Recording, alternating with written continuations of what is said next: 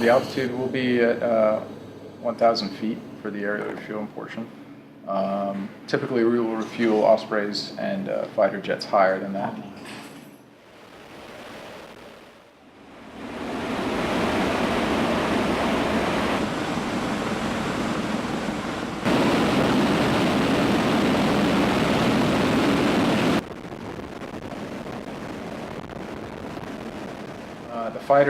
The fighters and the Ospreys refuel at a higher speed,